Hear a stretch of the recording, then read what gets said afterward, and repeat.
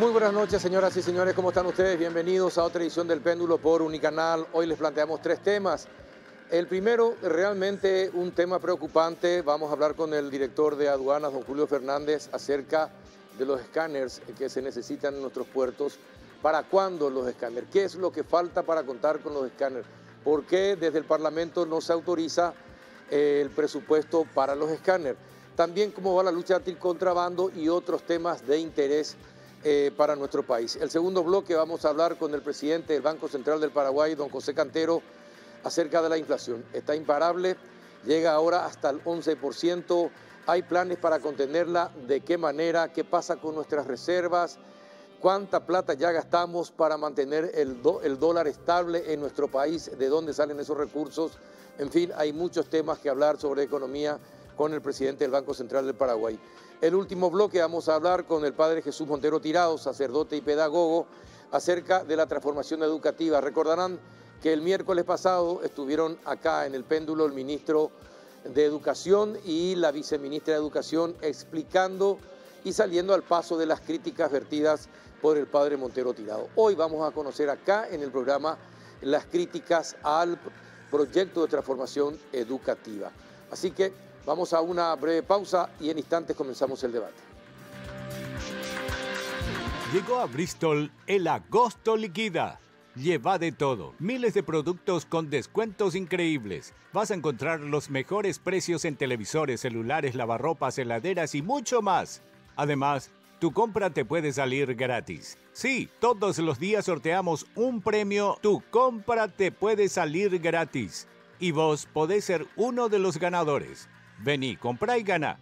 Escuchá esta super oferta. Celular Samsung A03 de 64 GB, precio normal, 18 cuotas de 179.000 guaraníes. Ahora, solo 18 cuotas de 94.000 guaraníes.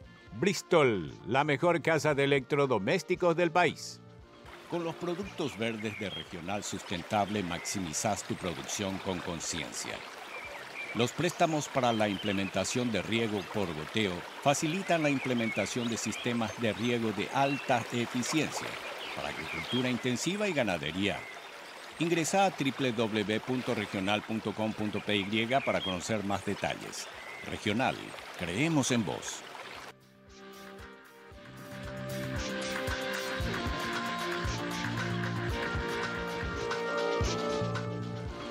Muy bien, ya estamos en compañía de don Julio Fernández, director de aduanas. ¿Qué tal, don Julio? ¿Cómo anda? Buenas noches. Buenas noches, Carlos. Un gusto saludarte y estar en este programa tan prestigioso.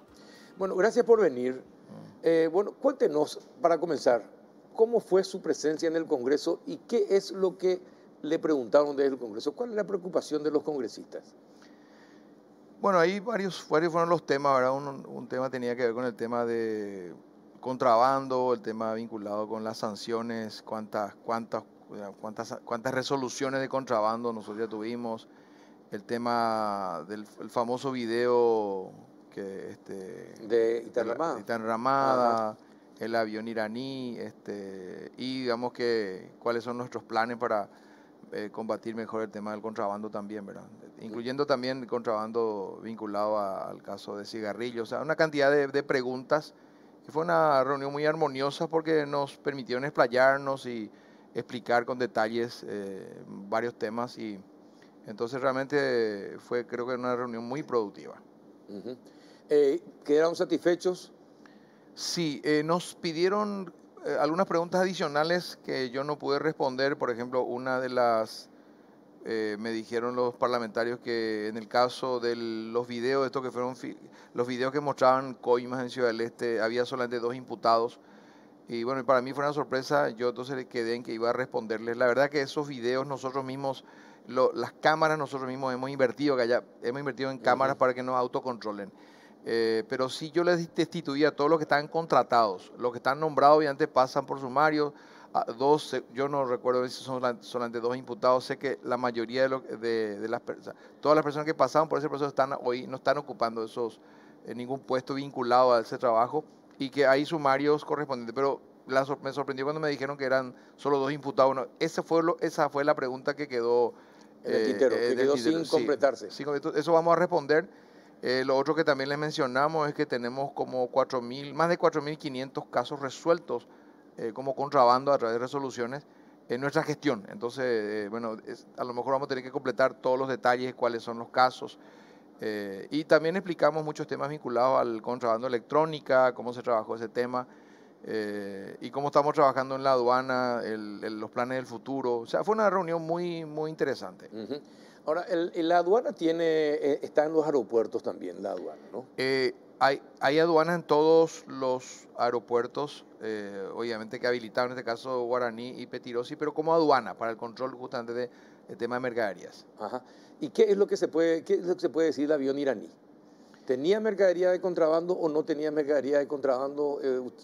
¿La gente de aduana inspeccionó ese avión o no? En cuanto a mercaderías, no hay ningún inconveniente. No hay inconveniente. Nosotros, bueno, ahí hay diferentes instituciones. Aduana tiene su foco en mercaderías, migraciones en el tema de los tripulantes, las personas o el tema migratorio, y DINAC, por supuesto, con el tema de aeronaves y los permisos correspondientes. Nosotros hemos trabajado en el tema de las mercaderías. Ese avión entró vacío. Nosotros hicimos una revisión exhaustiva también. Es más, la mayoría de los videos que circularon, incluso en la televisión argentina, fueron filmaciones que hicieron los funcionarios. No es normal tampoco ese tipo de filmaciones, porque eso depende mucho del piloto. El avión, el interior del avión es, digamos, un territorio extranjero. No es zona primaria, pero en esta ocasión, dada la condición del avión y de dónde venía, nosotros fuimos un poco más allá de lo que solemos hacer.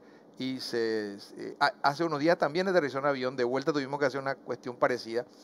Entonces, ¿De la misma empresa? No, otra empresa, ¿Otra pero empresa? Digamos que nuevamente un vuelo no regular, entonces también hubo una revisión, filmación, también pude ver que la SENA estuvo presente. Entonces, en el caso de las mercaderías, digamos, la empresa tabacalera Tabesa suele exportar y suele usar otros aviones. También en este caso usó este avión. Nosotros controlamos el tema de mercaderías y la documentación de las mercaderías. En ese sentido, nosotros cumplimos ese rol. Obviamente Migraciones tiene su papel y fue un trabajo coordinado, pero nosotros en lo que respecta a mercaderías, digamos, creemos que no hay ¿Y todos mayores. los papeles fue todo legal? Bueno, hay un documento que no corresponde digamos, nosotros hemos requerido, que es quien pagó el flete. Eso no es un documento que aduana tiene que tener. Eso normalmente es digamos, el que pagó ese flete, y el país es, digamos, importador. Hemos solicitado al país, en este caso a Aruba, pero Aruba no está en la Organización Mundial de Aduana. Ajá. Entonces solicitamos a Holanda, porque Aruba depende. Y bueno, no tuvimos respuesta favorable hasta la fecha de esa documentación, pero después el resto de todo lo que tiene que ser documentación local, digamos, no encontramos ningún inconveniente. No hubo inconveniente. No. Bueno, en el tema, cuando usted fue a Bélgica, Sí. Fue un viaje muy importante, pero acá dejó resquemores.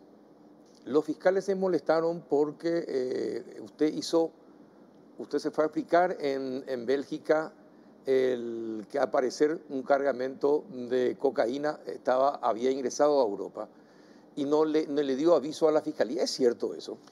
Pues la verdad que hay mecanismos que son muy regulares que tienen que ver con alertas. Justamente hoy está uno de los entrenadores de Naciones Unidas, estuvo con nosotros. Las alertas son normales a nivel internacional y de hecho eso es lo que está permitiendo que hoy caigan cantidad de cargamentos. No necesariamente son entregas vigiladas. Esa pudo haber sido una confusión. Las alertas son normales. Nosotros hemos sido alertados hace poco nomás por Uruguay y acá incautamos mercadería falsificada por cerca de $8 millones. A pesar de ser falsificada, tenía un valor de $8 millones. Nosotros también habíamos reportado en su momento a España y España había incautado como 500 kilos de cocaína en su momento.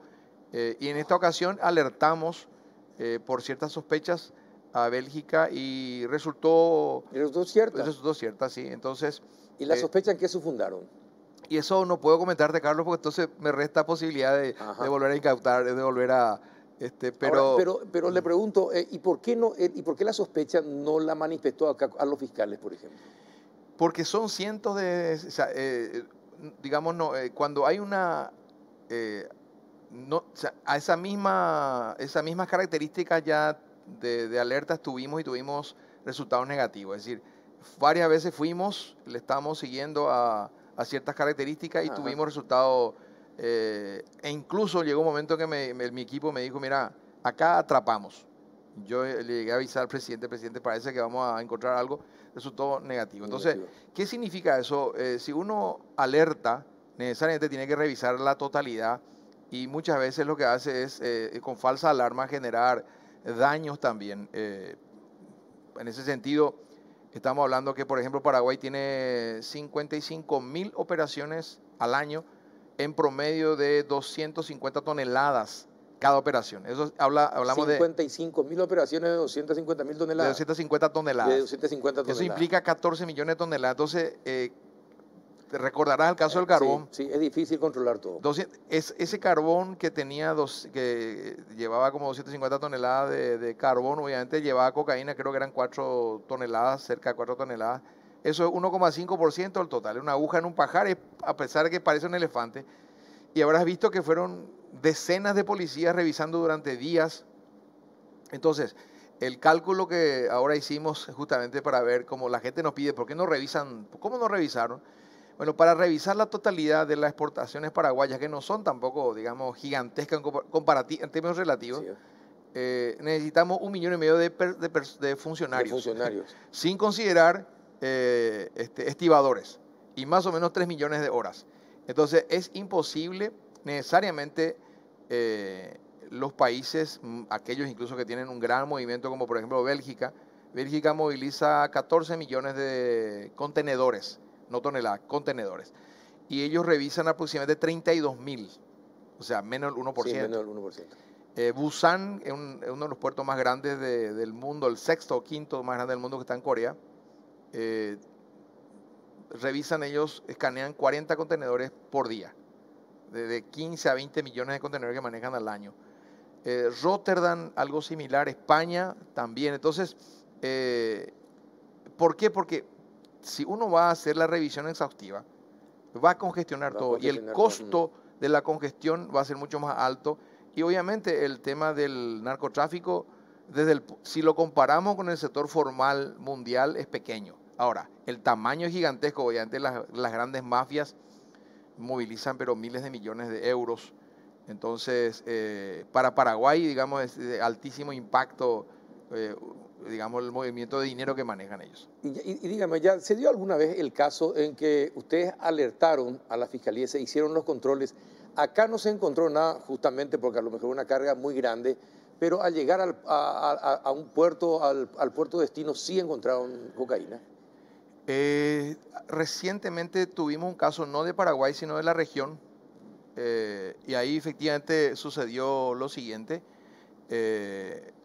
Pasó el escáner en un país vecino y no detectaron, y en Portugal el escáner detecta, y ahí digamos que generó un problema serio para ese país vecino. Entonces, es un problema. Incluso hay muchas modalidades. Por ejemplo, hasta hoy yo tengo mis serias dudas de que esa cantidad de cocaína que se encontró en harina de soja, que eran 250 toneladas también, cuando llegan esa carga, cuando llega, primero tardó 25 días en llegar a Montevideo, lo cual es, digamos, llamativo. El segundo estuvo mucho tiempo también ahí, y después cuando llega a Rotterdam, los precintos electrónicos no eran los paraguayos.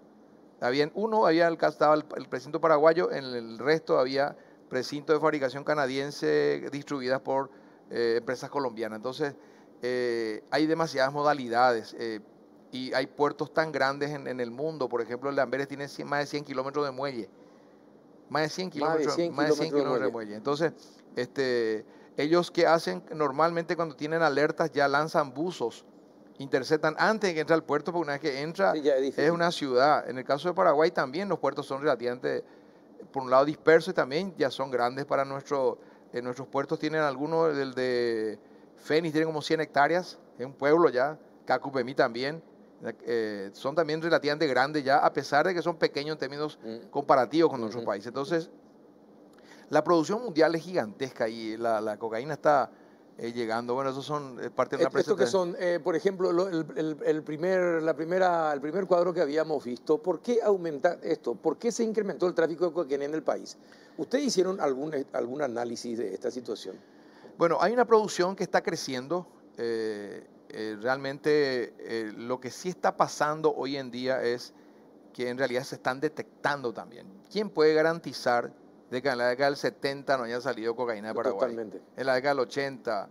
Recordarás que hubo una revista incluso que no Sí, entró a selecciones, Paraguay. claro, sí. Entonces, del mes de junio de ese año. bueno, entonces, bueno, recordaste hasta la Sí, fecha. exactamente. Entonces, digamos, el narcotráfico se consolida de a poco y no son, lo que se instaló en Paraguay no son cuestiones recientes. Entonces, y además no se invirtió nunca tampoco en tecnología. Recién ahora vamos a empezar a invertir. Entonces, nadie puede garantizar de que en realidad lo que hoy esté saltando es que haya grandes descubrimientos porque estamos en una alta cooperación. Por ejemplo, te adelanto, Carlos, no sabe todavía, espero que nadie se moleste conmigo, pero por ejemplo viene el director de aduanas de Bélgica y también la directora de aduanas de Holanda, posiblemente vengan a Paraguay a retribuir esa visita que hicimos. Hay una conexión, un trabajo conjunto. Hoy está un encargado de un uruguayo que trabaja en este tema, que trabaja en Naciones Unidas y digamos que hay una cooperación muy grande porque esto es un problema transnacional. Sí, así mismo. Entonces, hoy en la prensa yo leí que en Uruguay sancionaron a una empresa de por vida. Exactamente, sí. De por vida. De por vida. Entonces, por un cargamento importante que se descubrió también. Exacto. Que partió. Sí, y sí, era de soja también. Era de soja también, sí, leí. Pero, a ver, ¿quién es el que decide en nuestro país el control? ¿Cuál organismo? La aduana tiene su papel, pero ¿quién decide que mejoren los controles en las aduanas? ¿Es el Poder Ejecutivo? ¿Es el Congreso? ¿Son los dos juntos? ¿Es solamente la Dirección de Aduanas? Sáqueme esa duda porque me carcome. Si, como usted dice, si esto es histórico desde hace 50 años, de la década de los 70, 50 años, ahora se incrementa, pero nunca vamos a ver si el incremento ahora es superior a todo lo que ocurrió cuando no había luego ningún control. Ahora hay algo, ¿verdad? Nunca vamos a saber eso. Pero ¿de quién depende la compra de escáneres? ¿De quién depende el mayor, toda la provisión de todos los elementos necesarios para combatir el contrabando? Buques, acorazados, gente preparada, personal. ¿De quién depende que los aviones que traen la cocaína, que aterrizan en el Chaco y después vienen por la ruta, sean controlados? ¿De quién depende? Sáqueme esa duda que me carcome. Bueno, la verdad que necesariamente tiene que ser una intervención conjunta, porque puede que el Ejecutivo tenga la mejor de las intenciones, pero si no hay presupuesto aprobado por el Congreso, tampoco se puede hacer Pero nada. ¿cuántas veces usted fue al Congreso y pidió presupuesto para los escáneres y no le dieron, por ejemplo? Cientos de veces, ¿verdad? Y no solamente eso, para la lucha anticontrabando, que creemos que ahora sí posiblemente nos otorguen, que incluso ni siquiera son fondos, el caso de contrabando, ni siquiera son fondos que van a generar ningún tipo de financiamiento, son fondos que tenemos nosotros en reserva, digamos que recaudamos en base a, no a la recaudación normal, sino a una tasa que le cobramos como aduana, se llama tasa de valoración, que es un 0,5%, tenemos reserva para, digamos, combatir mejor el contrabando. En este tiempo, en este momento, creo que hay buena predisposición, esperemos que hoy de vuelta tuve una reunión con los gremios y dentro del Congreso, esperemos que eso aprueben porque realmente no es un monto significativo. En el caso de los escáneres, obviamente sí es mucho más significativo y de hecho el Ejecutivo en este momento nos está dando una mano para la compra con fondos extra presupuestarios. O sea, la gestión que se está haciendo a través de la cooperación internacional, estamos viendo, el gobierno de Estados Unidos nos está dando una mano muy importante porque la ciudadanía tiene que saber, los escáneres no es que están a la venta como autos. Como son costosos, uno tiene que solicitar la construcción o la fabricación, mejor dicho, y eso tarda mínimo 180 días. Y después tiene que viajar. 6 meses, medio año. ¿Y cuánto cuesta cada escáner? Y depende de la magnitud y de la capacidad. Hay desde 3 millones, 4 millones. Yo estuve ahora en Corea y ahí ellos tienen uno de 10 millones, pero es, digamos, altamente poderoso. Y bueno, digamos que incluso tienen un dispositivo muy grande. Eso, digamos, está fuera de nuestro alcance. Pero hay desde 3 millones de dólares aproximadamente. En este momento nosotros tenemos la posibilidad, y se va a definir en estos días, como no están, digamos, disponibles fácilmente, tuvimos el apoyo del gobierno de Estados Unidos para que una fábrica norteamericana esté reservando para Paraguay 4 Cuatro escáneres, y los fondos va a poner Taiwán, el gobierno de Taiwán. Eso se define entre mañana y pasado, y una vez que se defina... ¿Qué se tiene que definir? Solamente ya una notificación de la Embajada de Taiwán. Ya está todo, digamos, preparado. La fábrica está esperando. Es decir, ya está todo conversado, falta la formalización nomás. Exacto, y con eso estaríamos, digamos, creemos que puede llegar a más tardar en 60 días. Para ahí llegarían 4 escáneres. 4, sí. Nosotros hemos comprado uno de Francia, de una marca que es Smith Detection. Esa marca, en realidad, ¿qué compramos? Compramos la muestra, por la empresa que nos estaba ofertando, como no tiene disponible, le dijimos, ¿por qué no nos vende su muestra? Y bueno, nos vendieron su muestra. Esa muestra está viniendo, pero está bien repotenciada, una muy buena máquina, incluso a control remoto. Esa está viniendo, ya salió de puertos europeos, y bueno, depende del tiempo en que transcurra, digamos, el viaje. Obviamente cuando llegue son 5. Ahí ya son 5, más tenemos 3 que son en este momento obsoletos, pero que ya hemos empezado a pagar la repotenciación. Es decir, esos 3, uno es del 2007, el 2008 y otro del 2015. Los 3 van a ser modelos 2022. O sea, 2 modelos 2022 y uno posiblemente 2020, pero van a ser de última generación. Entonces ahí ya son 8. Y sí, estamos en este momento en un proceso de licitación para la compra de 2 más. 2 en licitación. 2 en licitación. ¿Y eso cuándo terminaría? Y esa es la preocupación. Normalmente las licitaciones son tan encarnizadas en Paraguay. La vez pasada al director estuvimos hoy dialogamos con él. Se destrabó un tema y creemos que eso, digamos, el problema a veces es el sector privado que protesta, genera reclamos, y eso nos pasó. No es porque quieren arreglos bajo la mesa, comisiones y compañía. Bueno, lo que pasa es que el monto es grande, entonces obviamente hay una batalla por quedarse con el mercado. Ya nos pasó en la licitación anterior, donde el monto era gigantesco. No solamente a Paraguay, le pasó a Uruguay. Uruguay tuvo que cancelar una licitación y ahora están comprando. Uruguay ahora está por recibir, creo que en unos 4 o 5 meses más recibe como 3 también. Ahora, hay una diferencia muy grande, como el otro día hablamos en Carita, hay una diferencia grande. Uruguay tiene un puerto enorme que moviliza entre 750 a 800 mil contenedores por año. Nosotros tenemos 35 dispersos y movilizamos 100.000 contenedores. Entonces es diferente la proporción sí, y digamos la inversión que tenemos que hacer más grande, y no hay, digamos, economía de escala para recuperar costos. Entonces difícilmente que el sector privado pueda ocuparse de proveer y recuperar costos, porque el volumen no es significativo. ¿Y los puertos privados qué van a hacer en cuanto a escáneres? Los puertos privados lo que tienen que hacer es invertir tienen que tener una inversión también significativa para que los escáneres tengan un lugar especial. Nosotros por ahora lo que vamos a hacer es, para ganar tiempo, porque inicialmente teníamos la posibilidad de tener solamente 2, tenemos un lugar en Villeta, que son como 3 hectáreas, también es una incaptación de Cenavico, que es muy moderna, son las instalaciones. Ahí eso está equidistante y básicamente está concéntrica la ubicación a 3 puertos de Villeta. Ahí vamos a instalar. Tiene que pasar por allí. Y ahí le ponemos un precinto electrónico. Nosotros tenemos un centro de monitoreo que analiza si el vehículo saltan alertas, si se desvía el camino también. Tuvimos algunos fuertes cuestionamientos de los puertos privados, porque decían que se van a contaminar por el camino. Imposible que en 1 kilómetro, con un monitoreo, intenso, se contamine, salvo que haya complicidad o haya un helicóptero que corte por el camino. Sí. Imposible. Entonces, esa resistencia, en realidad yo entiendo a qué se debe. Lo que pasa es que una vez que pase por el patio, va a salir un reporte que está limpio, por ejemplo, y si se sale contaminado ya es responsabilidad del puerto. Claro. Entonces, obviamente, ahí el puerto va a tener que invertir, como hace rato tendrían que haberlo hecho, en seguridad, en cámaras, en protección. Por ahora, toda la cocaína toda la cocaína que salió de Paraguay salió de puertos privados. Digamos, los puertos no tuvieron mayor participación ni ante la fiscalía ni ante ninguna. Ahora, si es que nosotros vemos que la imagen salió limpia y en el puerto hay una contaminación, obviamente ahí hay que ver qué explicación le dan. Entonces yo creo que esa es la preocupación, pero es más difícil que suceda eso. ¿Ustedes no intervienen a las empresas privadas, a los puertos privados, cuando se dan cuenta que toda la cocaína sale de puertos privados, por ejemplo?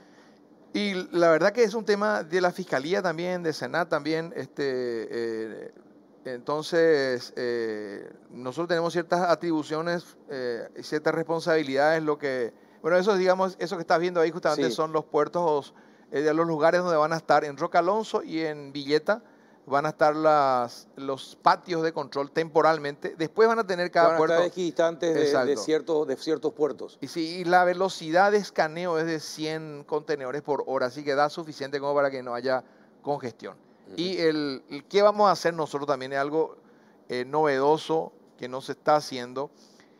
Nosotros la imagen de esos escáneres van a ser parte de la documentación de la mercadería. Y además vamos a levantar la nube para que el puerto receptor vea, digamos, la imagen de ese contenedor. Entonces, si por ahí llega contaminado, porque muchas veces se contamina en alta mar, el caso colombiano, por ejemplo, Colombia no tiene muchos puertos, pero en general hay contaminación ya digamos, en alta mar, en lugares, digamos, en territorio ya, digamos, donde no hay ninguna intervención de ningún país. Entonces, si llega contaminado también sabremos y ahí podemos deslindar responsabilidades también. Claro. En cuanto a las recaudaciones, ¿cómo están las recaudaciones aduaneras? Y este es el mes 18 de superávit consecutivo, o sea, hace 18 meses consecutivos que tenemos. A pesar de toda la crisis y compañía, 18 meses de superávit. Y superávit muy importante. Ahora cerramos el mes de julio acumulando 22%. ¿Respecto al mes anterior o respecto al mismo mes del año anterior? Respecto al mismo mes del año anterior, tenemos un 16% y respecto al acumulado, o sea, enero-julio de 2022 versus enero-julio de 2021, 22%. 22%. Está muy por encima de la inflación, muy por encima de cualquier otra, incluso cayendo combustible, porque combustible en el mes de julio cae como 17% la recaudación y la participación de combustible, que normalmente era 20-22%, baja a 14%. A pesar de eso, como siempre te dicen algunos que no quieren reconocer digamos, la buena racha, dicen, no, lo que pasa es que sube el precio de combustible y con eso recaudan. No, cuando sube el precio de una mercadería, cae la venta. Eso es un principio fundamental de economía. Entonces, ahora, digamos, hay una reducción importante de la recaudación por combustible, cae su participación, pero la recaudación igual crece un 22% acumulado a julio. Y entre las ciudades, ¿cuál es la aduana que más recauda? Bueno, hay varias, digamos, acá las que viste ahí, verás, son las principales, está Terpor, está Puerto Seguro, Ciudad del Este también tiene un fuerte dinamismo en el este. Entonces, son 3 o 4 que más o menos empatan en proporción. Y después la mayoría tiene su participación. Llamativamente la aduana de Itapúa es, digamos, superavitaria, pero no tiene una gran participación, ¿verdad? El río Paraná, no sé por qué razón, no se utiliza masivamente, más se usa el río Paraguay. Bueno, en resumen, ¿cuántos escáneres hasta fin de año podemos tener? Hasta 10 escáneres. ¿Hasta 10? ¿Los 10 pueden estar en funcionamiento antes de fin de año? Sí, los 10. Sería todo un milagro. Es un milagro, realmente. ¿Y los radares? ¿Quién es responsable de los radares acá en Paraguay? ¿La aduana o la Fuerza Aérea? No, ahí la Fuerza Aérea, seguramente la Dirección Nacional de la DINAC también, seguramente, pero digamos eso ya... justamente ese es un problema para nosotros porque nosotros estamos en el arco.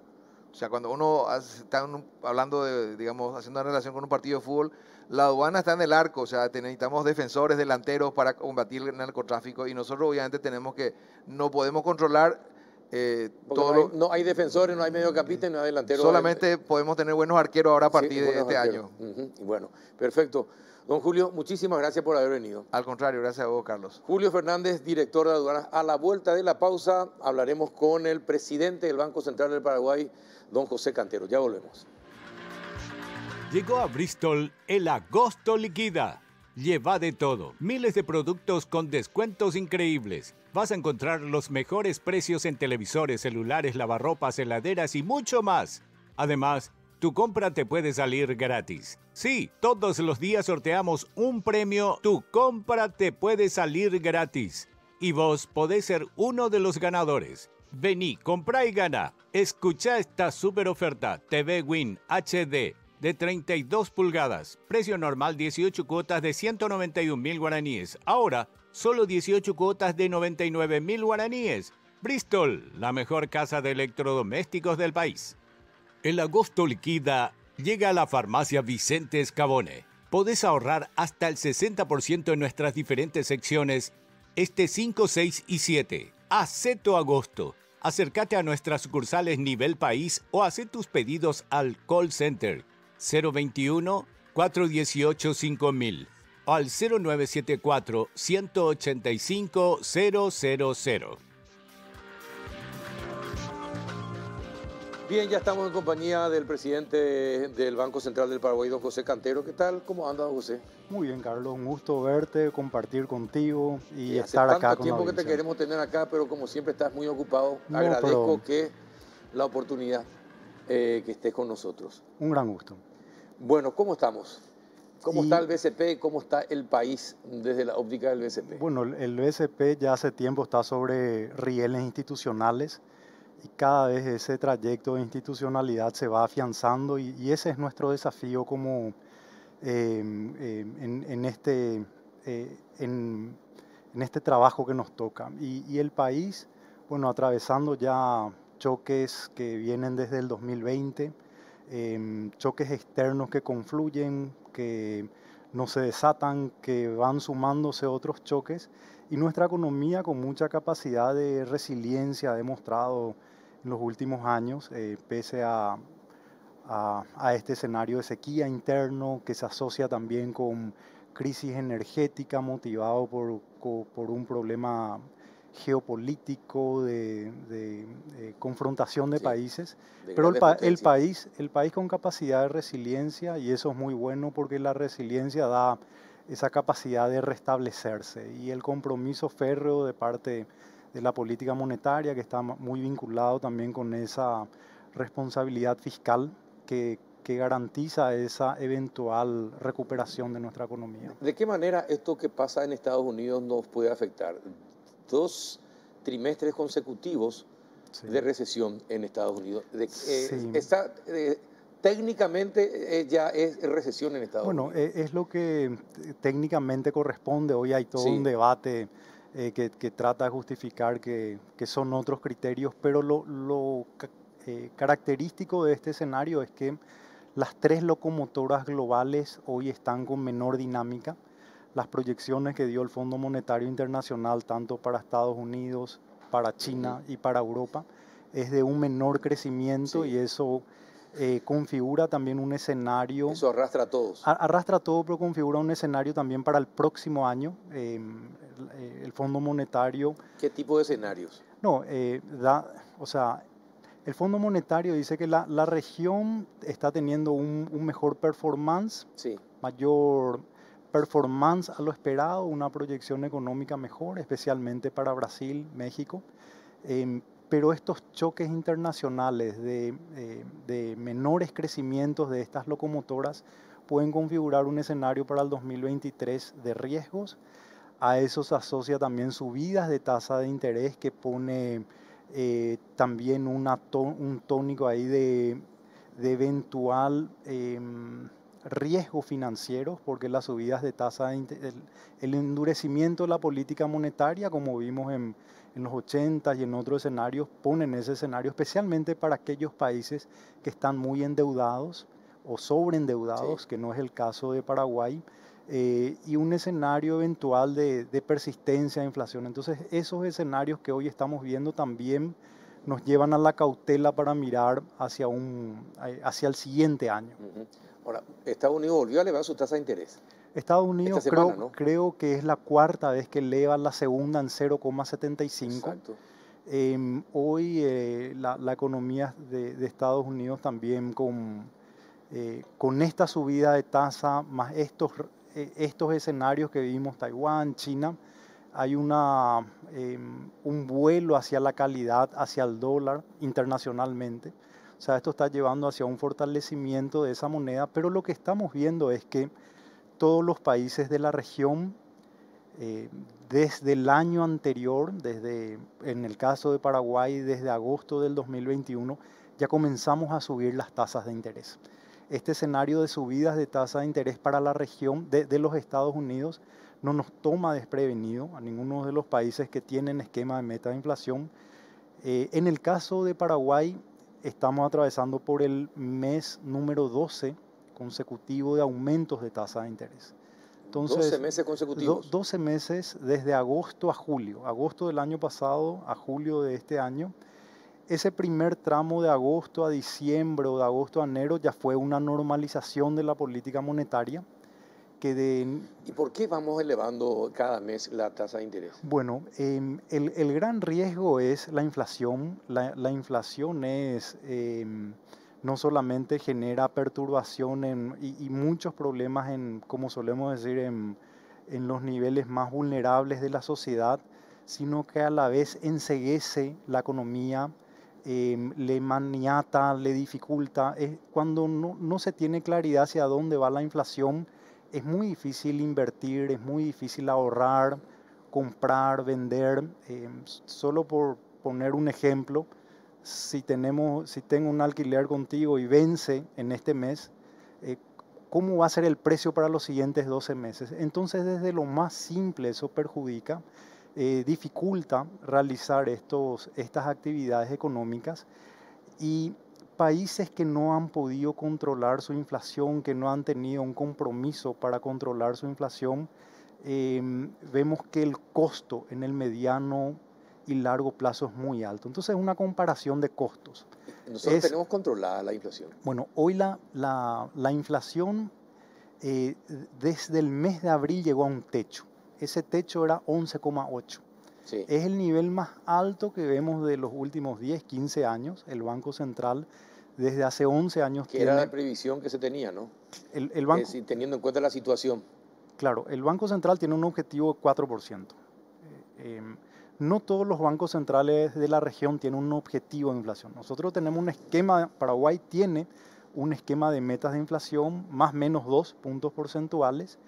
Y bueno, por primera vez salió en forma consistente ya hace tiempo de esa meta y llegó a niveles de 11,8, que fue el máximo.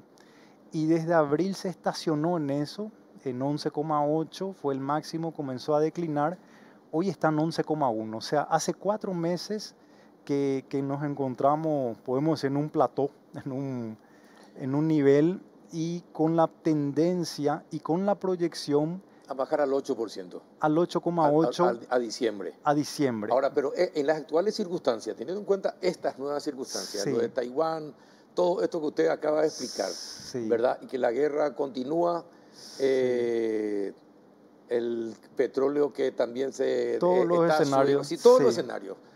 Bueno, ¿usted cree que podemos bajar, teniendo en cuenta que nosotros también tenemos la sequía, que se viene otra vez? Que está internalizado. Que está internalizado. Sí. Todos los costos de la logística, encima que ya somos país mediterráneo y ya tenemos un sobrecosto para entrada y salida de los productos, otra vez la sequía va a complicar otra vez la logística. Entonces, teniendo todo, ¿usted cree que vamos pues finalmente llegar al 8%? Porque creo que hoy los sojeros, estábamos hablando con la gente de Capro hoy, los exportadores de soja, y ellos también señalan que hay una reducción importante del envío de granos al exterior. Entonces, teniendo en cuenta eso, ¿usted cree todavía posible reducir al 8%? Hay dos miradas. Una es la del Banco Central, que hace una proyección en base a ejercicios matemáticos, y eso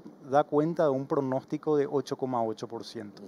A la vez, el Banco Central publica un indicador que se llama de expectativas de variables económicas, que son las expectativas que tienen los agentes económicos, y se publica, bueno, cuál es la expectativa en cuanto a crecimiento, a inflación, a tipo de cambio, a 4 variables, tasa de interés del Banco Central. Y es congruente esa proyección del Banco Central con lo que también piensa el mercado. La proyección que tiene el Banco Central naturalmente está en base a probabilidades, ¿sí? Y hay probabilidades hacia abajo y hacia arriba, pero lo que estamos viendo es que todo ese choque externo, en el caso de Paraguay, por ejemplo, está totalmente internalizado. Hay otros países que tienen fondos de prevención que hoy se están agotando, y que tenemos más o menos la misma inflación, pero en esos casos el traspaso no fue completo. En el caso de Paraguay, el traspaso ha sido completo de energías y de alimentos. Internacionalmente estamos viendo es algo muy particular, muy peculiar de lo que está ocurriendo. Tres variables. Mencionaste lo de los costos que se ve por medio de estas interrupciones logísticas, precios energéticos de la energía y precios de alimentos. Todos estos tuvieron un incremento muy veloz, desde la invasión Rusia a Ucrania, pero en los últimos 2 meses se atenuó y comenzó a decrecer. Entonces, también es un indicador de que estas fuerzas comienzan a estabilizarse a nivel internacional.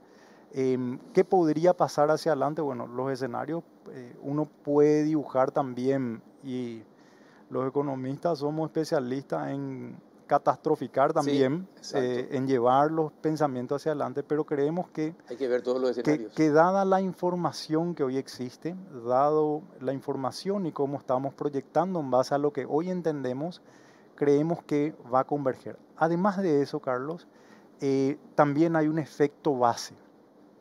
El hecho de que la inflación converja no quiere decir que los precios bajen, ¿sí? Supongamos que esto cuesta 10.000 y de acá a un año de 10.000 se fue a 20.000, un aumento de 100%, pero después de un año siguen 20.000. Ahí la inflación es cero, ¿sí?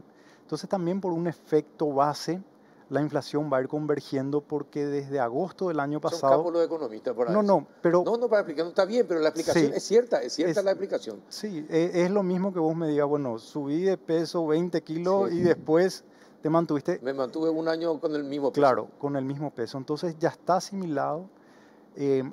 Ahora sí, si pensamos, bueno, esto se va a revertir, Rusia va a salir, ya... es muy difícil de elaborar un pensamiento y de tener una certeza de lo que podría ocurrir, pero dado lo que ocurre, esto es lo que vemos. Claro, y te pregunto como economista, y como es muy didáctico la forma como explicas, por eso que te queda muy bien para ser un conferencista así, como estás. Es muy didáctico, por cierto. Explícame y explicarle a la teleaudiencia, en el tema energético, ¿por qué las reducciones de precios del combustible no tienen la misma velocidad que la suba?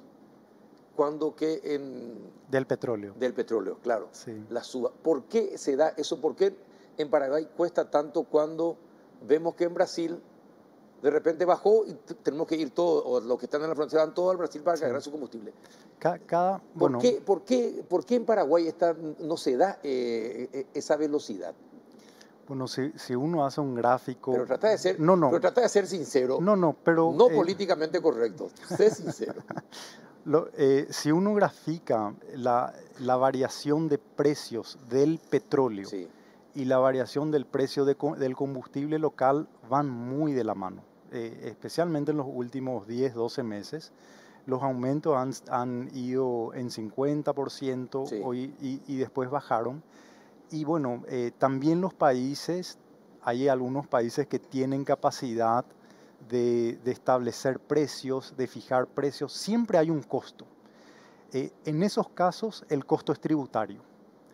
En el otro caso, el costo es precio y va al bolsillo. Finalmente afecta al bolsillo.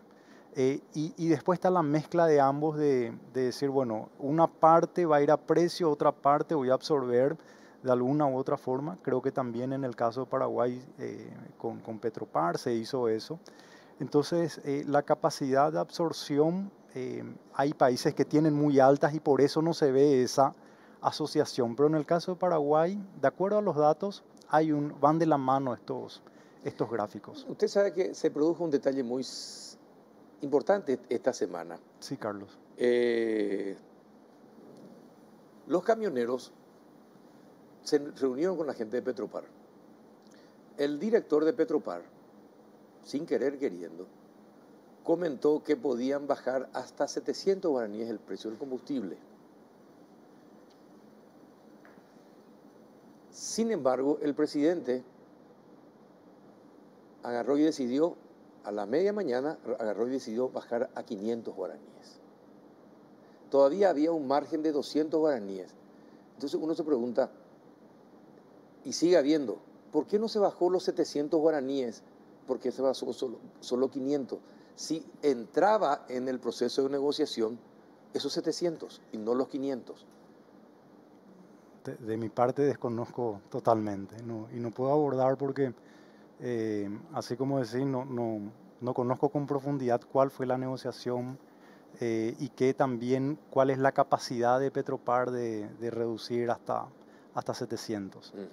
Bueno, está bien, pero le tenía que preguntar el tema por Y ahí. ¿Usted sabía? No, y desconozco. Bueno, porque muchas veces usted sabe que cuando le preguntamos a los directores de los entes, muchas veces o le transfieren la consulta a Hacienda o al BCP directamente.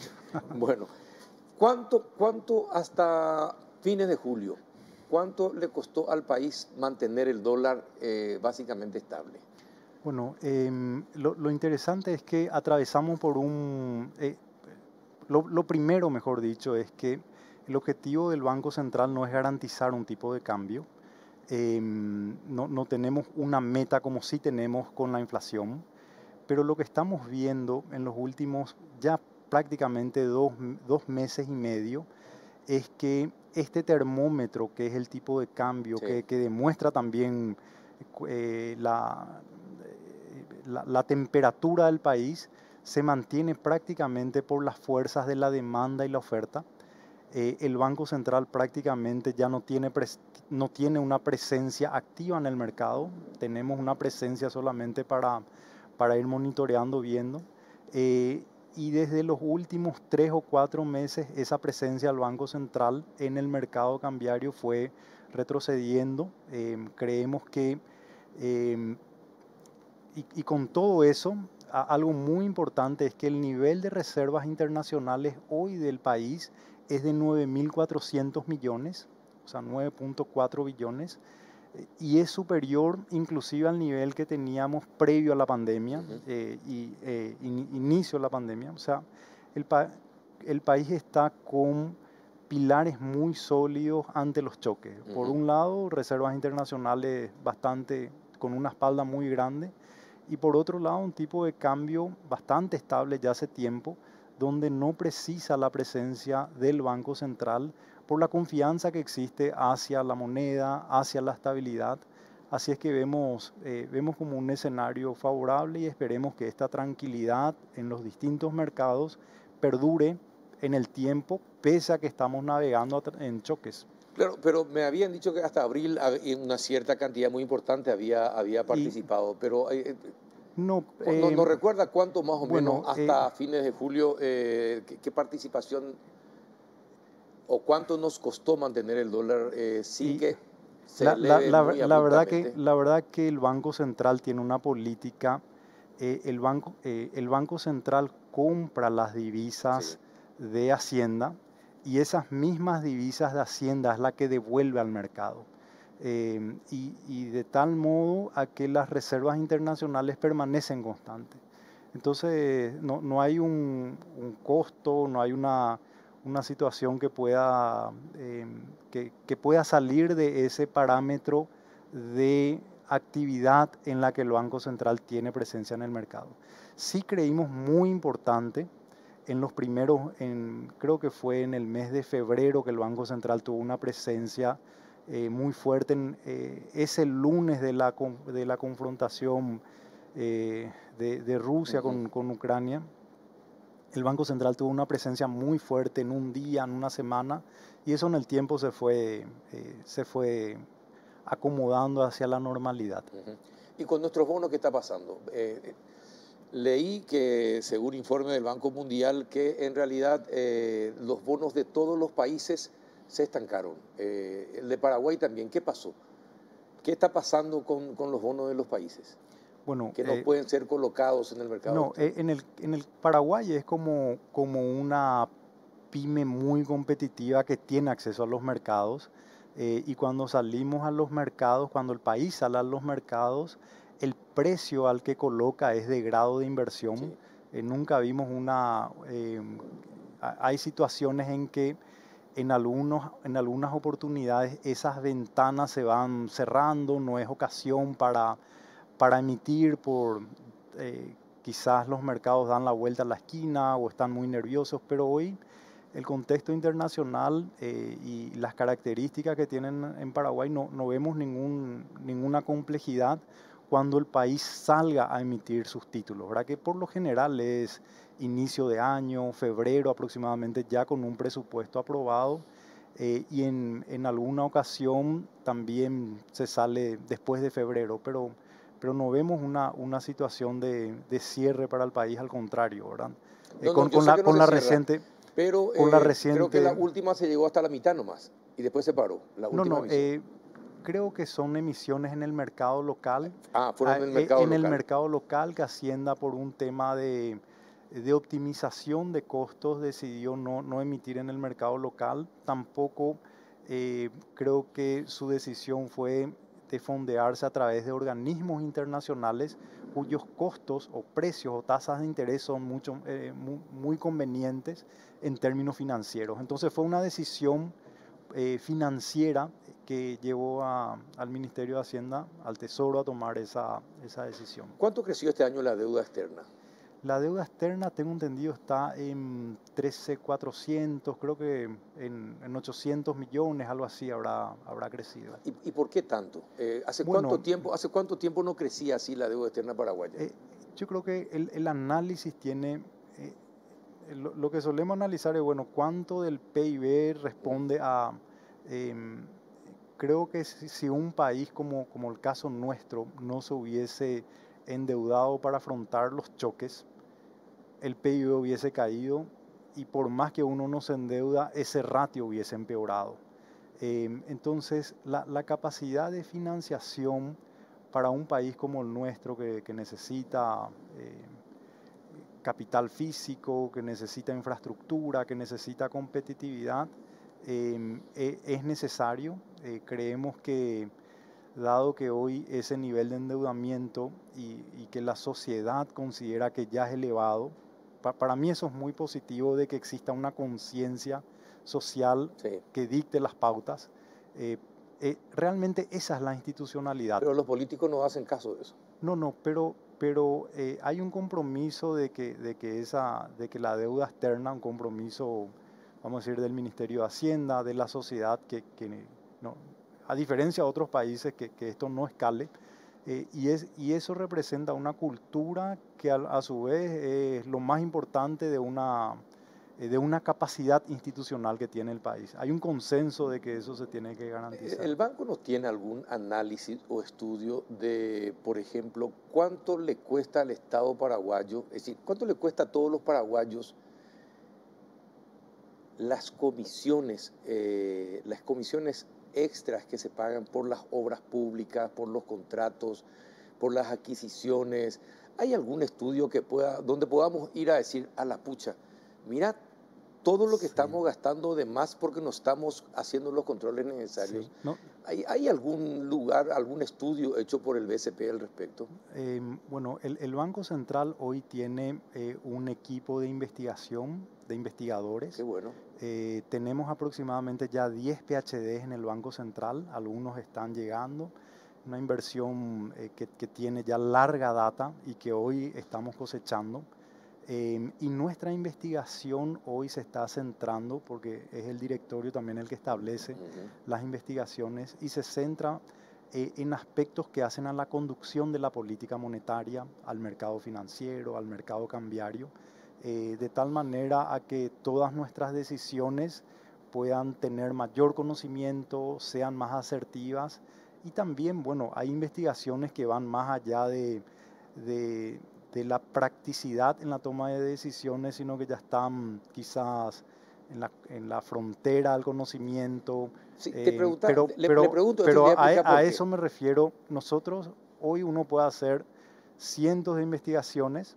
En concreto no tenemos esa investigación, ¿verdad? No tenemos, y no está como un objetivo nuestro. Creo que puede ser un objetivo del Estado o de... Le iba a contar por qué le pregunto. Estuvimos con gente, creo que del Ministerio de Hacienda y de Contrataciones Públicas. Y todas las obras públicas, Sí. como hay una ley que dice que se puede exceder el costo inicial en un 20%, todas las obras exactamente se aumentan un 20%. Un 20%. Ninguna se planifica un costo determinado. Sí. No, se planifica con el 20% de más. Entonces uno dice, pucha, estamos pagando 20% de más, pero ¿cuánto es ese 20% de más que nos cuesta todas las contrataciones del Estado paraguayo? En cuanto sea construcciones de obras, rutas, edificios, contrataciones, lo que sea. Pero la ley dice hasta 20% y todo es 20%. Y yo creo que las investigaciones que se pueden hacer son muy amplias en cada ministerio y bueno, me parece que muy adecuado lo que decís. La investigación tiene que llevar a una recomendación, las Exacto. recomendaciones en las acciones y eso es lo que estamos internalizando en el Banco Central con estos investigadores, con estos doctores que tenemos en economía y queremos potenciar eso para que nuestras decisiones y eventualmente ir abriendo también las investigaciones hacia otros campos, porque finalmente el mismo, o sea, la política monetaria y todas las otras hacen también a la política monetaria. Definitivamente. Bien, don José, muchísimas gracias por venir. Muchas gracias. Me encantaría que pudiera estar todos los meses, porque es tan didáctico cuando nos explican, así que para que la gente entienda lo que está pasando en nuestra economía, creo que deberían venir más a menudo. Y yo solo un mensaje dado, si se puede, Sí, ¿verdad? claro, adelante. No, este tema de Gafilat me parece demasiado importante Claro. y es necesario resaltar. Creo que con esto se queda muy claro que el país es serio. De hecho, nos ven como un país serio. Pero para mí lo más importante es que hoy queda muy palpable de que la institucionalidad en el Paraguay va más allá de lo macro, va más allá del Banco Central y de Hacienda, donde todos dicen ahí Sí. hay, bueno, yo creo que hoy esa institucionalidad está Hay que más, trasladarla a todos. no, ya está, y la calificación es muestra de eso. Así es que hay instituciones que valen la pena resaltar su fortaleza, no voy a decir ellas cuáles son, pero son demasiadas, y hoy nuestro país está con esa capacidad institucional y como solemos decir, para nuestra calificación para grado de inversión, hoy estamos en la línea de gol y se está viendo el VAR y muy probablemente si todo va bien y si hacemos bien las tareas en una década una situación tan compleja, creo que nos queda solamente las reformas estructurales para caminar en ese sendero y después cosechar las oportunidades. Bien, esperemos que muchos políticos estén viendo el programa y escuchen el consejo que nos acaba de dar el presidente del BCP. Gracias, don José, por venir. Un gran gusto, Carlos. Muchas gracias. José Cantero, presidente del BCP. A la vuelta de la pausa estaremos con el padre Jesús Montero Tirado. Ya volvemos. Bien, ya estamos en el último bloque del péndulo y en comunicación con el padre Jesús Montero Tirado, sacerdote y pedagogo. ¿Qué tal, padre? Buenas noches, ¿cómo anda? Buenas noches, gracias a Dios, muy bien, estoy bien. Tengo mis limitaciones de vista y oído, pero me las arreglo suficientemente y todo lo demás es normal. Qué bueno.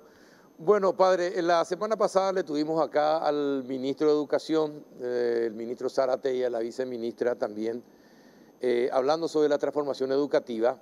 Y ahora queríamos conocer su opinión, porque usted es uno de los críticos más fuertes a través de las páginas de los diarios, sus comentarios, las entrevistas que concede.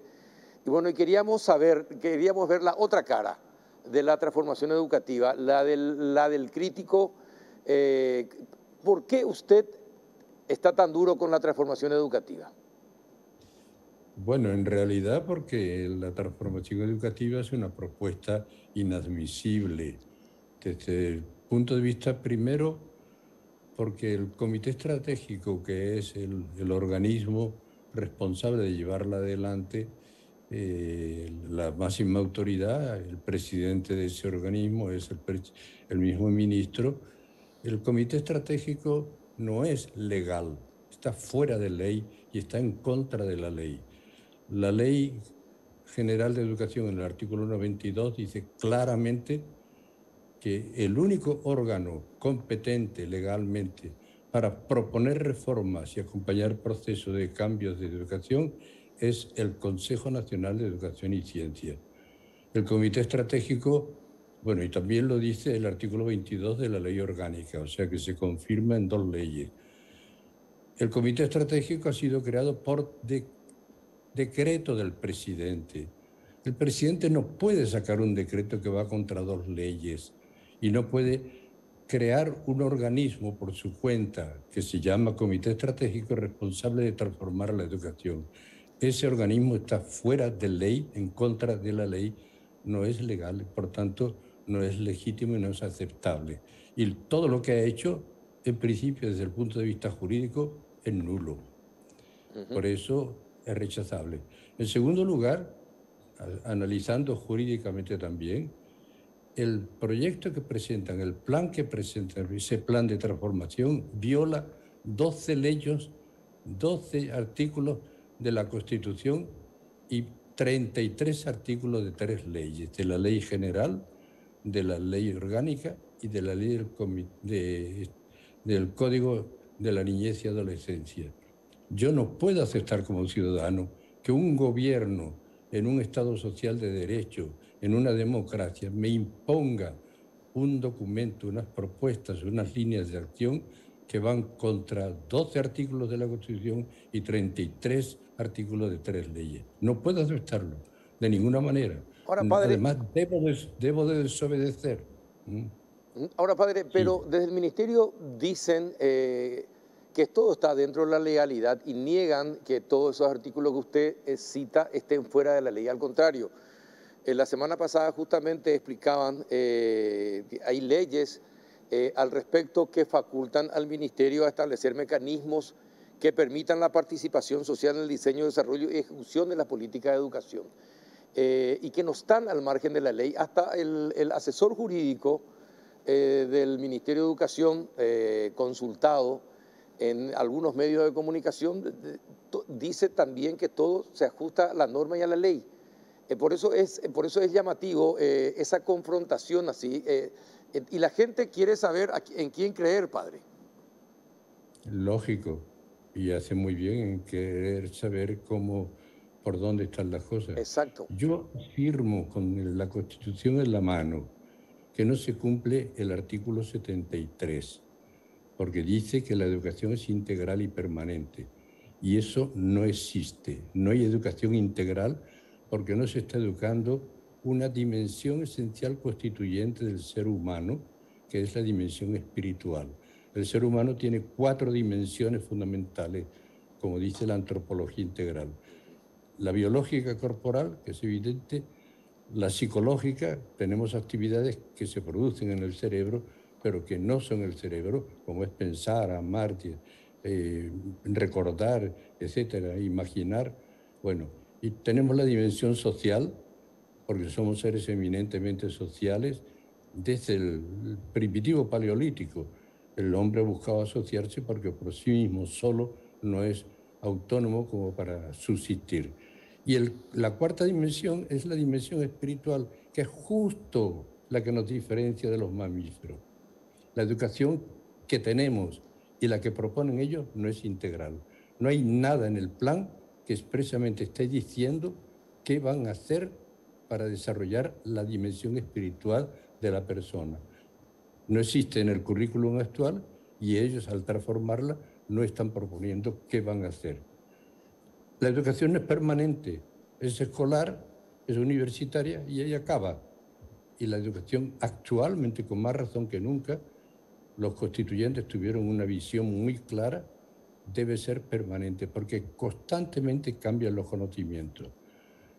Es sabido, se calcula que el 50% de los conocimientos de la comunidad, de la humanidad, han cambiado en 10 años. El 50%, es decir, la mitad, en 10 años. Es decir, hace falta apuntarse a los nuevos conocimientos en una producción aceleradísima que nos llevan, por ejemplo, a toda la trascendencia que tiene la tecnología más disponible, como puede ser el celular y la computadora, etcétera, ¿entiendes? Hay que adaptarse a todo eso y aprender. Y no es simplemente a manejar la herramienta, sino a encontrarle el sentido profundo que tiene. La computadora extiende mi sentido de la vista haciéndome ver cosas que están en Japón o que están en Alaska. Yo con mi vista no puedo verlo, extiende mi vista, extiende mi oído. Yo puedo oír un concierto de París o de Nueva York, ¿entiendes? Y casi de uno a otro paso simultáneamente.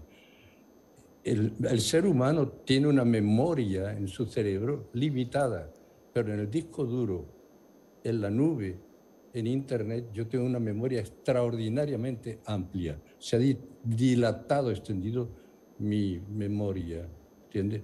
Así puedo enumerar lo que supone la antropología virtual, que ni por las tapas aparece de ninguna manera la transformación. Y hoy los niños llegan a la escuela con 1000 horas de televisión y otras tantas horas como mínimo del celular.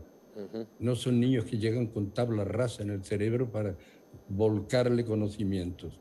Son otra raza. De nada de esto hay ni la más mínima pista en la propuesta de educación. Es decir, la educación no es permanente ni es integral. Y por eso falla al artículo 73.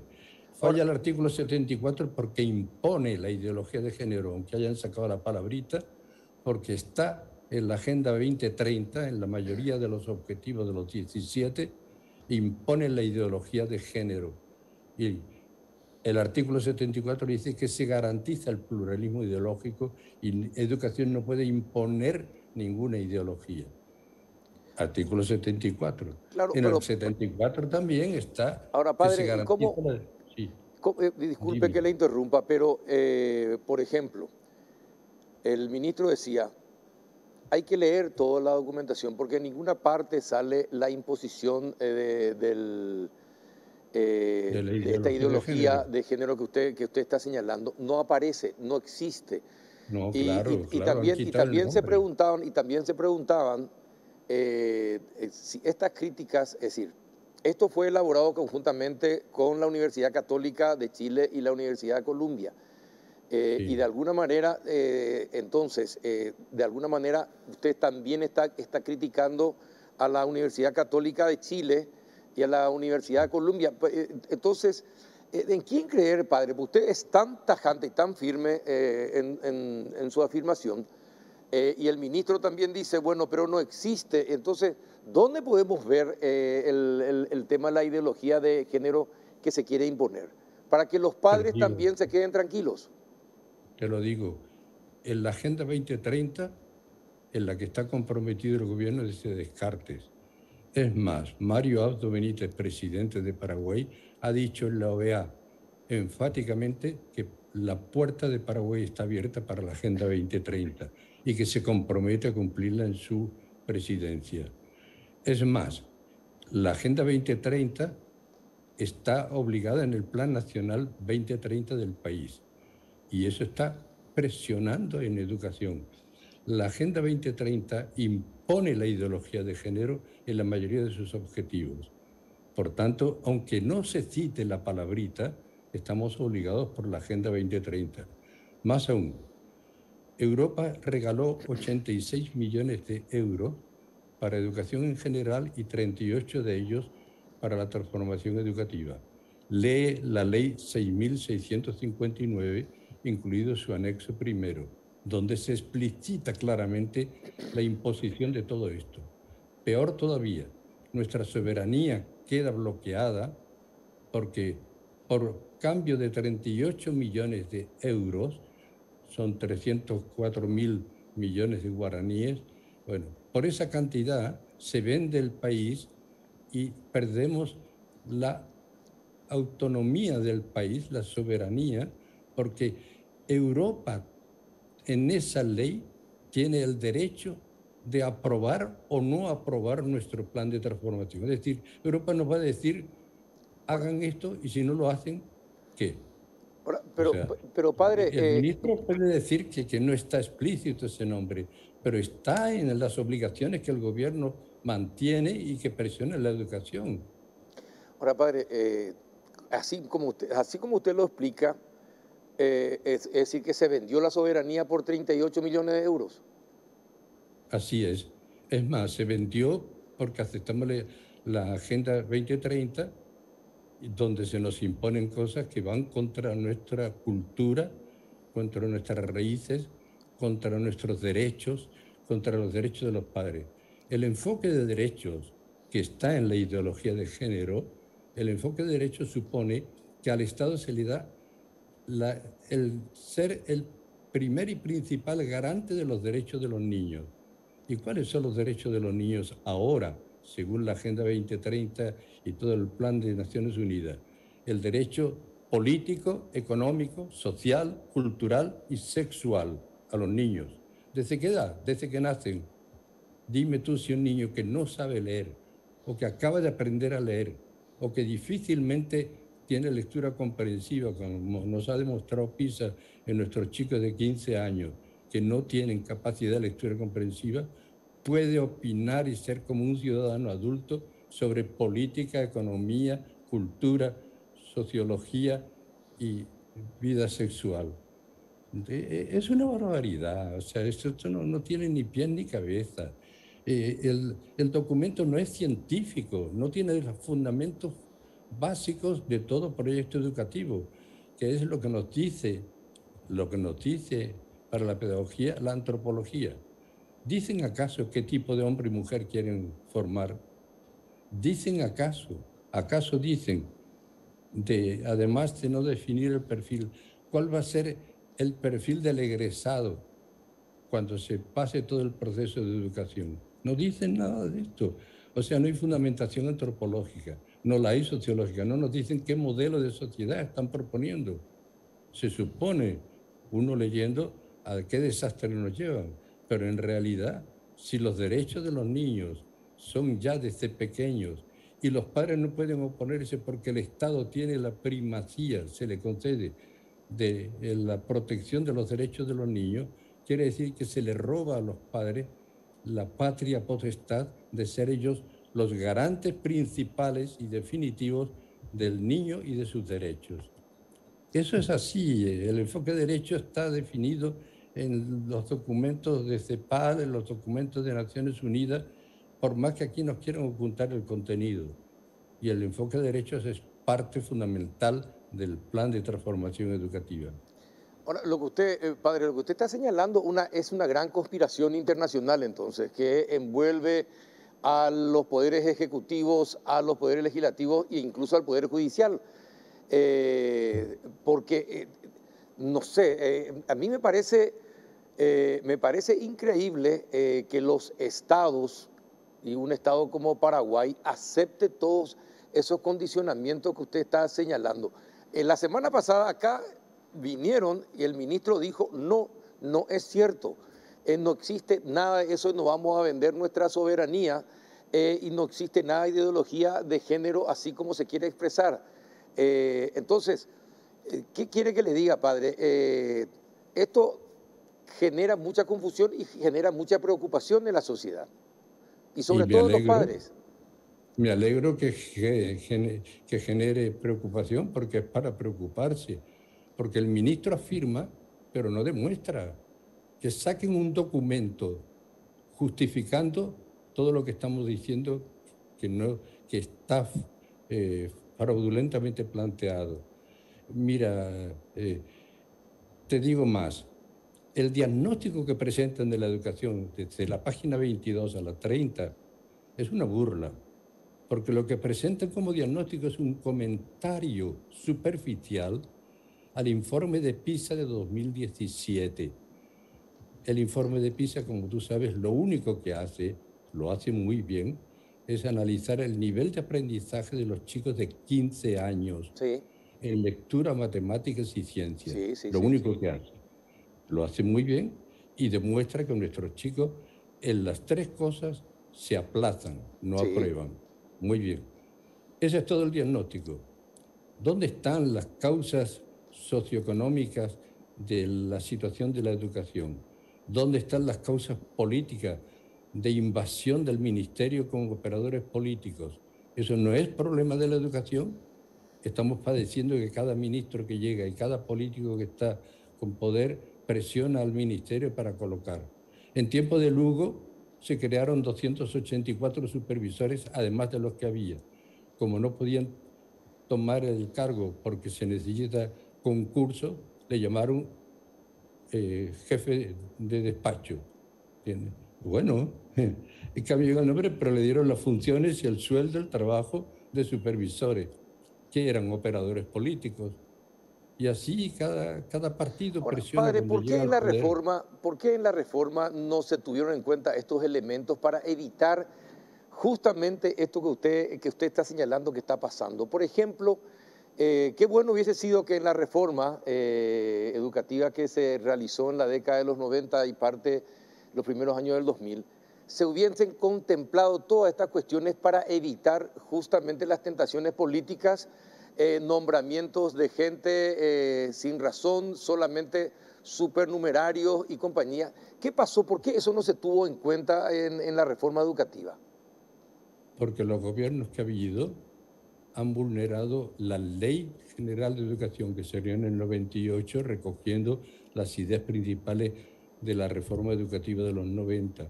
No cumplen la Constitución, como te digo, en 12 artículos que son fundamentales, ¿entiendes? En la Constitución está muy claro, el artículo 74, el derecho, la garantía, se garantiza la educación religiosa. ¿Por qué el ministerio la cortó? Si está en la ley. O sea, han venido atropellando y por eso era necesaria la transformación. Pero la transformación no asume los graves errores que no cumplieron los gobiernos anteriores, sino que los mantiene y algunos los aumenta. Por ejemplo, el de la ideologización con la ideología de género y también la ideología de Paulo Freire que quieren imponernos. En el documento segundo sacaron Paulo Freire y la pedagogía del oprimido, pero en el primero está muy claro, está en su mente y está la presión además que está llegando hasta Paraguay del Foro de San Pablo y está llegando por medio de los operadores que están trabajando en la transformación. No tengo por qué decir los nombres aquí en televisión porque es un problema complejo, pero es evidente que las ONGs que han sido contratadas, en vez de contratar a nuestras universidades, las ONGs son ONGs marcadas por la ideología de problemas de izquierda. Y basta observar quiénes están en el Instituto de Desarrollo. Y con eso ya te digo bastante. O sea, se han atropellado durante los gobiernos anteriores la Constitución y la Ley General de Educación. Y por eso hacía falta la transformación. Pero es que el equipo nuevo que nos propone esta transformación no lo reforma, no lo arregla, eso al revés, lo mantiene. Por ejemplo, más claro todavía, ¿dónde está la educación campesina y rural que la Constitución Nacional en el artículo 115, inciso 13, impone y que el artículo 79 de la Ley General de Educación describe bellísimamente como una urgencia para apoyar el desarrollo económico de la nación, además de los derechos de los campesinos, la población rural y sus familias, como dice el artículo 79. ¿Dónde está eso en la transformación? ¿Has encontrado tú en el documento en alguna parte? ¿Y por qué no cumple la Constitución? Dice el ministro que se está cumpliendo. No, señora, el artículo 115 no. El 113 y 73 tampoco, porque dice la Constitución que se promueva, que se instale la educación para la cooperación en el artículo 73 y en el artículo 113. ¿Dónde está eso? Que me muestren dónde está. Entonces yo voy a ceder y decir, perdonen, estoy equivocado. Te digo sinceramente que ojalá estuviera yo equivocado. Me alegraría muchísimo de estar equivocado, porque sería señal de que el país está más sano de lo que estamos viendo. Padre, ¿usted pudo hablar con el presidente de la República, con el ministro de Educación en los últimos tiempos sobre este tema? ¿Tuvo alguna oportunidad para ello? Tuve una oportunidad porque el ministro me invitó y fui acompañado por el padre Mariano García para que yo redactara el preámbulo con otros colaboradores, el preámbulo de este documento de transformación. Yo le hice una serie de preguntas en aquella reunión en el mismo despacho del ministro. ¿Al ministro Zárate? Sí, del ministro Zárate, Ajá, sí. Esto fue hace poco. Ajá. Y bueno, a todas las preguntas que hice me hicieron tanto la señora viceministra Alcira Sosa como la señora Rocío Robledo, hicieron un palabrerío enorme, pero no respondían. Cuando yo le decía no se cumple la Constitución en el artículo tal, bla, bla, bla, bla, bla, pero no respondieron. Ante el pedido del ministro yo le dije, le ruego por favor, ministro, que me pida por escrito mi colaboración para el preámbulo. Pero dígame antes cuál es el alcance del preámbulo, porque los preámbulos no tienen ningún poder de ser exigido su contenido y por tanto no tiene valor ninguno, nada más que poesía. Bueno, le escribí por carta respondiendo a la suya, haciéndole 5 preguntas. ¿Cuándo había que entregar eso? ¿Qué extensión? Etcétera.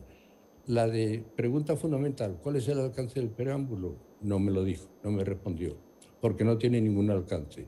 Es sencillamente edulcorar el documento y darle una careta de que también gente como el padre Montero y la Iglesia está de acuerdo con el documento al hacer su preámbulo.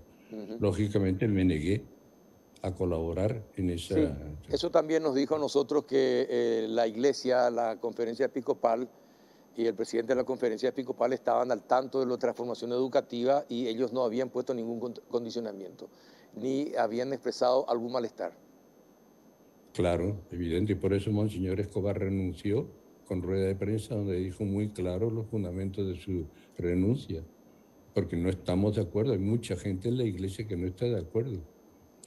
Por eso me estáis pidiendo los canales de televisión que hable, porque de hecho, bueno, por mi vocación, mi servicio y mi conciencia me expreso con libertad y en el diario y en los medios, y bueno, me convocan para que explique, pero estoy explicando, claro.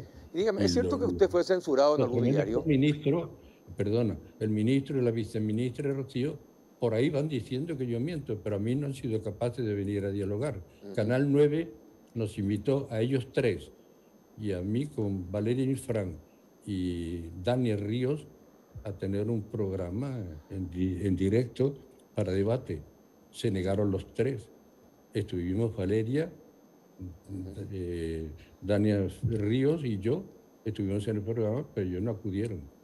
Pretexto que dieron, que se sienten agredidos por nosotros. Yo no estoy agrediendo al ministro, yo le respeto a él y respeto a la viceministra y a Rocío Robledo, pero no estoy de acuerdo con el documento. Y mis críticas son al documento. Yo hago crítica al documento, no a las personas. Y la última pregunta, padre. ¿Usted fue censurado en algún medio escrito? ¿Cómo, perdón? Si fue censurado por algún medio escrito, ¿ya no le permitieron publicación de sus escritos? No, se ha corrido por ahí que la ABC... Sí, exactamente, y por eso le pregunto. Sí, no, fue un problema de organización interna del ABC, porque se fue de vacaciones la responsable que suele procesar mi artículo y no, por lo visto no se entendieron bien. El hecho es que, bueno, el lunes no tuvieron espacio, pero lo publicaron el miércoles. Y el próximo artículo, el próximo lunes, va a salir precisamente sobre algo que el documento no considera, y es que lo que no transforma en esta transformación, no hay ningún plan de transformación de las universidades, no hay ningún plan de transformación de los institutos superiores, no hay ningún plan de transformación de los institutos técnicos superiores, no hay ningún plan de transformación de la educación campesina y rural, como he dicho, etcétera. O sea, no hay ningún plan de proponer una pedagogía científica. Nos ponen de modelo en los años 60, 70 del siglo pasado con Paulo Freire. O sea, esto es una tomadura de pelo. O sea, si yo no tengo razón, que escriban y formulen claramente en qué estoy equivocado. Y no soy yo solo, porque yo estoy trabajando con un equipo de gente.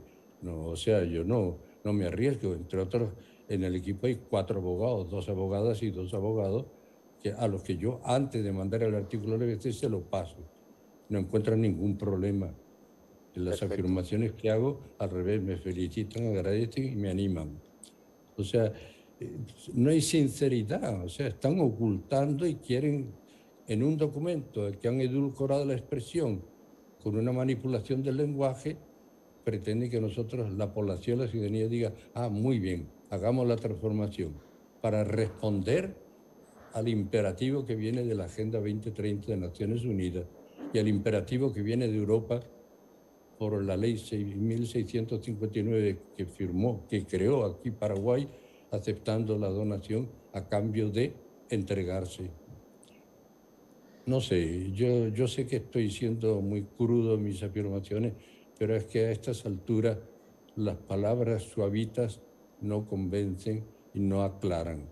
Si estoy equivocado, por favor, díganmelo, pero díganme en qué y díganmelo documentalmente. Perfecto, Se padre. Lo voy a agradecer.